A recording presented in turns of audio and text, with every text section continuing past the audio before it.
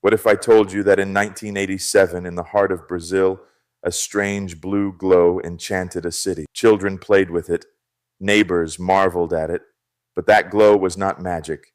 It was poison, radioactive poison, and within weeks, coffins were sealed in lead while an entire city stood in fear of its own dust. Crack open Latin America's boldest secrets, fact checked, footnoted, and irresistible. I'm Arturo, and this is Latin Laura. From Latin America's history to mysteries and true crime to local legends whispering Latin intrigue, every tale is triple verified in archives before it reaches your headphones. Hit subscribe. Fresh revelations drop every week, ready for your next campfire debate.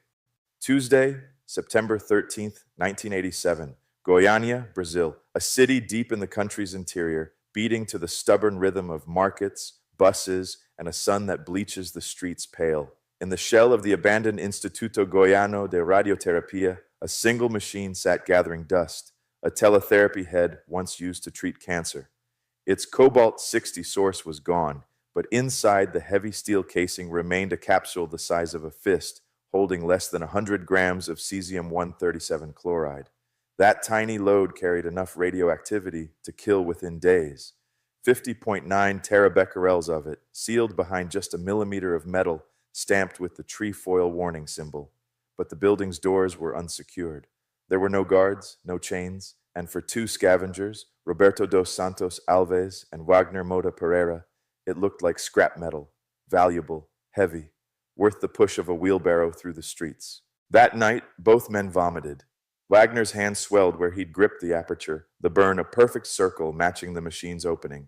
A doctor called it food poisoning. No one thought to ask about radiation. Curiosity is a dangerous currency. Days later, Roberto pried open the capsule's shielding with a screwdriver. What spilled out was dust, glittering electric blue. The kind of glow that doesn't just draw your eyes, it holds them. He scraped some free and held it in his palm, tried to light it, as if it were some exotic powder waiting for fire. It wasn't magic, it was Cherenkov light, the visible signature of particles speeding through matter. Roberto sold the dismantled parts to a local scrapyard run by Dever Alves Ferreira. That night, in the half-dark of his garage, Dever saw the glow and called friends and family to witness it. The dust was chipped off, pocketed, rubbed into skin. 6-year-old Leda das Neves Ferreira powdered her face with it, laughing. No one knew the glow was lethal. Cesium-137 emits beta and gamma radiation, particles and waves that cut through flesh. Cesium chloride dissolves in water, traveling through the bloodstream like potassium, settling in the muscle and heart. In the world of radiation medicine, there's a number called LD50-60, the dose that will kill half of those exposed within 60 days. For cesium-137, without treatment, it's about 3.5 to 4 grays. With aggressive care, maybe 6 or 7, but in Goiânia, no one got care until the damage was already written into their bodies. Radiation sickness strikes in chapters. First, hours of nausea and vomiting. Then a deceptive lull while microscopic injuries spread through bone marrow, gut, and skin.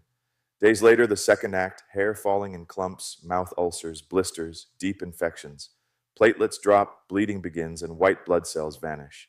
Infections bloom from bacteria that previously lived harmlessly in the body. Lungs fill with blood.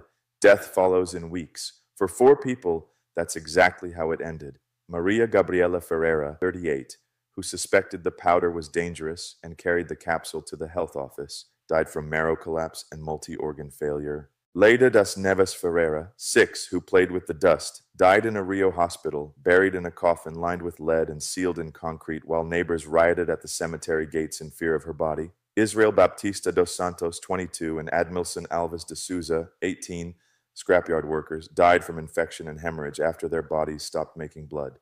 Maria Gabriela's trip to the Vigilancia Sanitaria turned the tide. A visiting physicist scanned the capsule with a scintillation counter. The reading left no doubt. This was a radiological disaster. Authorities transformed the Olympic Stadium into a triage center. More than 112,000 people were screened. 249 were confirmed contaminated. 46 received hospital treatment. 20 were admitted to intensive care. The most critical patients were flown to the Hospital Naval Marcilio Diaz in Rio. There, doctors gave antibiotics, transfusions, and granulocyte macrophage colony-stimulating factor to revive bone marrow. They administered Prussian blue, a pigment-turned antidote, to bind cesium in the gut and flush it out in stool. Survey teams swept the city on foot and by helicopter. They found hot homes, scrapyards, and yards reading millisieverts per hour, and in some places over a full sievert per hour. Walls were cut out of living rooms, roofs peeled away, soil scraped from courtyards, mattresses, toys, clothing, sealed in steel drums. Hundreds of truckloads rolled out to long-term storage. The contamination didn't spread because the cesium was malicious. It spread because the system guarding it was absent. No locked doors, no fences, no one to translate a warning symbol into the language of survival.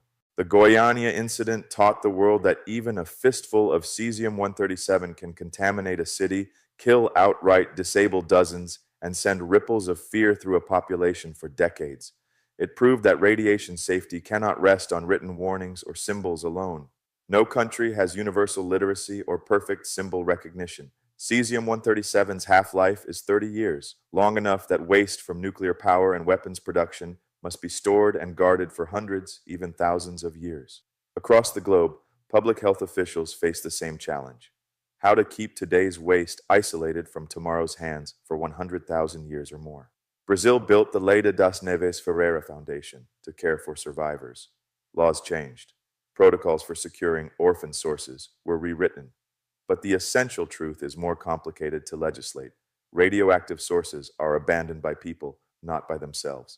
Drive outside Goiânia, and you'll find the fence before you see what it hides. Barbed wire, guard posts, the hum of unseen machines. Inside, drums and concrete vaults, holding walls, soil, toys, roofing tiles, everything that once bore the blue dust. The cesium inside will not be harmless in your lifetime, or your children's, or theirs. 30 years for half its strength to fade, a century to fade again. Sometimes survivors come to the gate. They don't come to see the waste. They come to remember, to tell their children, this is where the blue went. This is why we are careful. The monitors inside tick softly, translating danger into decimals. That vigilance is all that stands between containment and the slow, invisible violence of radiation. The Goiânia accident isn't over. It has just changed form, from a glowing dust that could be touched to a burden that must be guarded for generations. And if you remember nothing else, remember the names: Maria Gabriela Ferreira, Leda das Neves Ferreira, Israel Baptista dos Santos, Admilson Alves de Sousa. Light is not always a gift. Sometimes it is a messenger, and sometimes the message is that we failed to keep danger in its place. Gracias. Thanks for trekking the hidden trails of Latin America with me. Drop your theories below, and until then, keep the legends alive and the facts on fire.